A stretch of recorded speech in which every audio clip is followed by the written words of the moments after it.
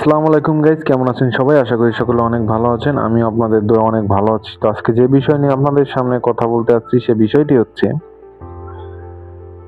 বাংলাদেশের সাবেক football coach heavier Cabrera কিভাবে বাংলাদেশ ফুটবলটারে ধ্বংস করছে সে বিষয় নিয়ে আপনাদের সাথে আমি কথা বলতে আসছি।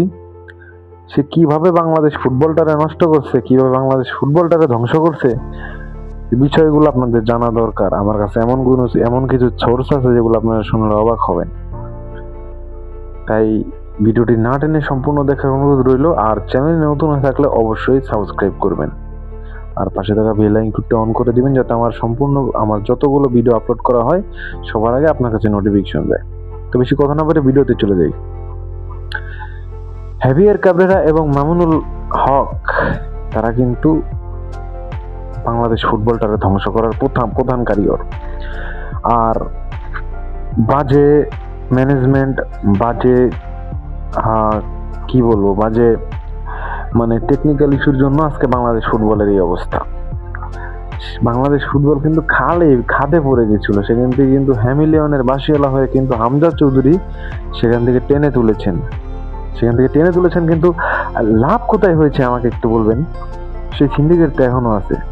সিন্ডিকেটের মাল সোহেল, সাদ, হৃদয়, ইমন, ফাহিম ভাই, যার কথা না বললেই নয়, তারা কিন্তু এখনো খেলতেছে। কি করছেন আপনি? আমি কি করছি? আপনি কি করছেন? যে সারাদিন সিন্ডিকেট বলে চিল্লাইতেছি, আমি চিল্লাইতেছি, আপনি চিল্লাইতেছেন, কোনো ফায়দা হয়েছে? কোনো ফায়দা হয়নি। কাপড়ের এই ফুটবলটাকে ধ্বংস করে ফেলছে ভাই। এই ফুটবলটাকে এখন যদি আবার রিপ্লেস করতে হয় তাহলে প্রচুর খাটাখাটনি করতে হবে, না হলে কোনোভাবে সম্ভব না এই ফুটবলটাকে আবার পূর্ণ জাগরণ করতে। এখানে মামুন এমন একটা বাজে কাজ করছে, আমি আপনাদেরকে সেটা বলি। আমার একটা খুব ক্লোজ বন্ধু, সে বাংলাদেশ ন্যাশনাল টিমের ক্যাম্পে ডাক পেয়েছিল এই যে সিঙ্গাপুর ম্যাচের আগে। ক্লোজ বন্ধু, নাম বলবো না, ক্যারিয়ারে 12টা বেজে যাবে।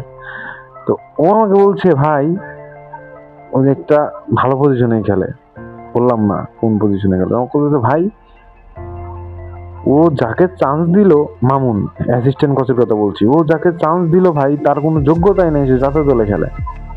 ভাই আপনি তো আমার বলছে আমার খেলা দেখছেন ভাই, আপনি তো জানেন আমি কেমন খেলি, কি করি না করি।